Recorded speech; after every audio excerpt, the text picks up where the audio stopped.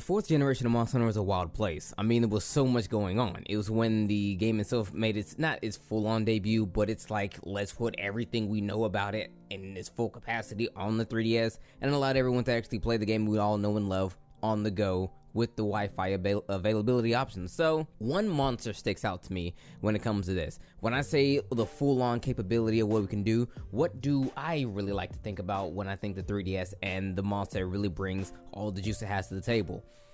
Gormagala. Why? Because that freaking demo exploded on the internet, and then like the entire universe went crazy. I remember to this day when I first fought Gormagala, I was thinking to myself, man, this thing is a lot of bus ass. And by that I mean it can really spread you wide open if you don't really know what you're doing. So for today, what we're going to analyze Gormagala, the original flagship to the 4th generation.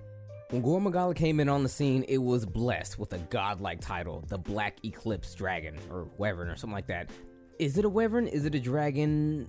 We will get to that. Nevertheless, it has a really cool name, Black Eclipse. So what is it? What is it about? What does it do? Well, for those who don't understand or don't know, who haven't been there, not very many of you guys, I like to think, but for those who haven't, I'm gonna brief you. So Gormagala came in, and the whole purpose of the Gormagala was that like it was a monster. We're just gonna call it a monster right now. It was a monster who came in, and everything around it just seemed to die. Why did everything around it seem to die? Because this dragon itself has this virus, this lurgy. It's called Frenzy, but anything that was afflicted with it would either die because it would succumb to the effects of it, and then be resurrected as like this, like, what would you call it? Almost like a, not necessarily a zombification, more so like it creeped into the dead body of the thing and said, you know, we're gonna reanimate and we're gonna kind of go along and you're gonna do my bidding sort of scenario. It was a really big thing. Back in the day, everyone lost their minds. I lost my mind. I thought it was the coolest thing ever. I was so stoked.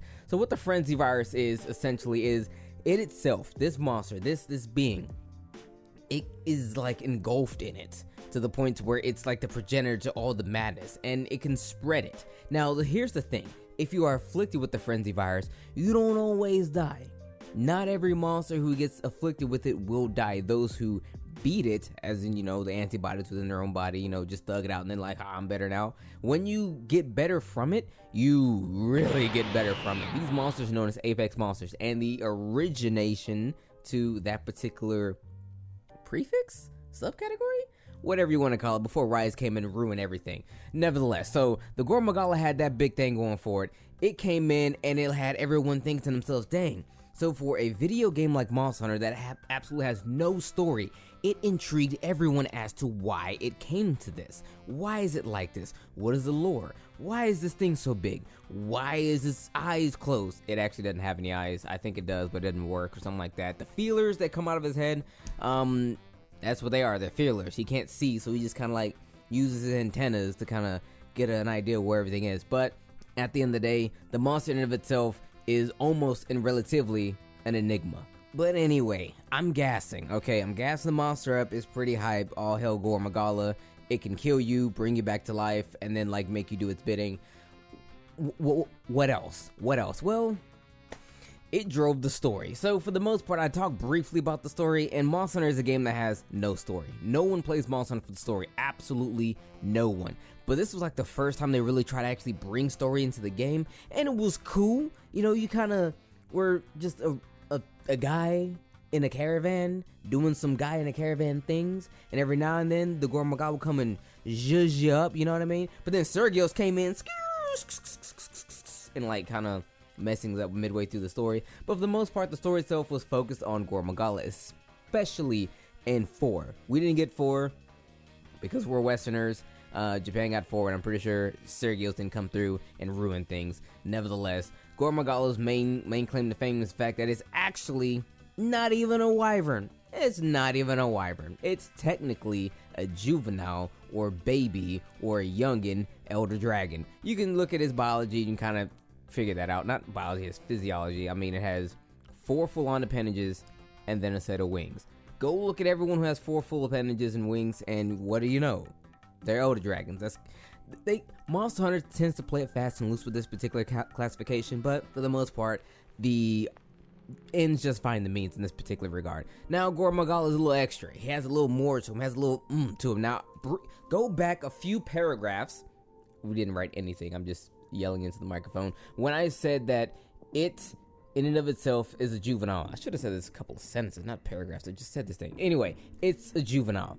When it grows up, it turns into Shagururu Magala, which everyone just refers to as Shaggy Maggie. I invented that name. You're welcome. But nevertheless, you have Shaggy, and what Shaggy is just him grown up. So honestly, all really Gore gets from growing up is the fact that it actually uses his eyeballs now. It actually can use his eyes, and it also has his feelers out.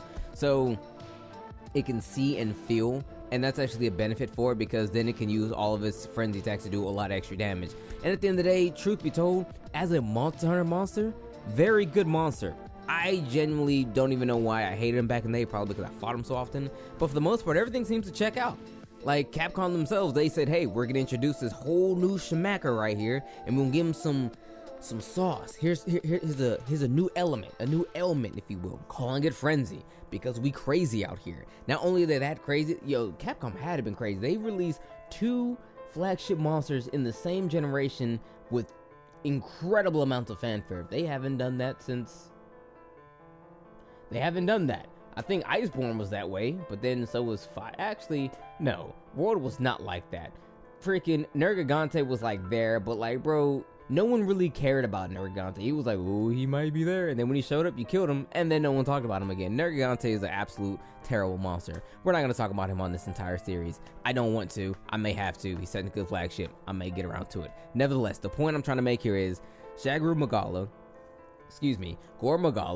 when he came in on the scene, there was a whole lot of love that Capcom gave to him. And then when Sergios came in, the same amount of love was given to them. They both got their own individual, very unique ailments with frenzy and then bleed. So everything Capcom did to them was actually very good. Now, he's not a forgotten flagship, even though he has not been seen in a main game since Gen U. So if you want to actually play with these guys, Sergios and Gore Magala, they've been seen an equal number of times. However, can't call him forgotten when he appears at the end of the Monster Hunter movie. He does. That's right. I just spoiled the movie. Don't worry about it. That movie is ass. So you don't have to worry about me spoiling anything. It's a terrible movie. Gore Magala's in it. He'll probably be in the second movie. Might even be the main antagonist, if you will, to the second movie. So with this said, we're going to look at it like this. Capcom actually made a monster that everyone liked. Everyone loves this thing. Everyone loves Gore Magala. There's no one that I know who says Gore Magala is a bad fight. They love his armor, they love his weapons. The armor is amazing. I ain't gonna hold you. The fight is great. No one thinks of him as a forgotten monster. They're just eager and willing and ready for Capcom to put him in the next game, any game, whatever game, probably even in freaking, what's it called? Snowbreaker, Icebreaker, Hot something, Sunrise, Sunset, whatever. The thing, you know what I'm talking about, the thing, yeah. So he's gonna come in there, maybe, fingers crossed, and if he does, that's pretty cool, and a lot of people are gonna be happy, and it makes sense. He's a fan favorite. People really like this thing. People like it. They cosplay as my man right here. The Eastern players, if you will, they really like him as well. One of the best monsters to come out of Monster Hunter, in my full honest opinion. When it comes to flagships, this guy in his entirety, in my opinion, is better than that of Rathalos, but then Rathalos was first. If Rathalos wasn't first, he wouldn't be loved as much. So the analysis for my man right here is very good monster. Nothing really bad about him. And truth be told, not a whole lot of fire to him because he hasn't really been seen too much. And Capcom doesn't necessarily hate him because they do remember him. And he isn't a crazy fight, but when you do fight him, he can catch you with that frenzy, leaving you a little sideways, if you know what I'm saying. Because the frenzy in and of itself, if you aren't aware of it, what it does is it catches onto your body. And then if you don't beat it, just like beating in the common cold. If you don't beat the cold, let's call it the cold. If you don't beat the cold, you get sick. And when you get sick, you take double damage to the same attacks that would initially give you the frenzy anyway. So let's say he has a breath attack. If he hits you with his breath attack, it does 20% damage. And let's say you have the frenzy now, but you didn't beat it. So now you have a full on cold. If he does it again, you take 40. That's how double works. You take the same number before, you put it on top of it again, you smack them together, and it's like making a peanut butter sandwich. You put peanut butter on one slice of bread, peanut butter on the other slice of bread. You put them together. You got 2 slices of bread will double the peanut butter. That's what double is, if you didn't understand. But if you beat the virus, you get an immunity to it. So that's like making a sandwich without peanut butter at all. And then you get a 15-point boost to affinity. That's what it was called. Yeah. So at the end of the day, it has the means to actually debilitate you. But if you're really sauce and if you beat him up, that's how you beat it. You actually have to like put hands on my man. When you put them hands on Gormagala and then you beat the frenzy, you get the juice. So it's not like it's unfair. He doesn't have any craziness to him. Not like Sergios, where Sergios can kind of whoosh, whoosh, whoosh, whereas Gore fights you. I mean, it's nothing crazy. He just has the little explosion things, but that's about it. But for the most part, nothing really bad to say about my man. He's a really solid fight. I love him to death, honestly. Not to death, but I kind of like the guy. He's pretty soft. Everyone loves him. His lasting appeal is pretty good, to the point to where people aren't ravenous for him, but they definitely remember him, and Capcom should totally put him in the next iteration for sure. This can go two ways, punk. One, you walk away. Two, I walk on your face.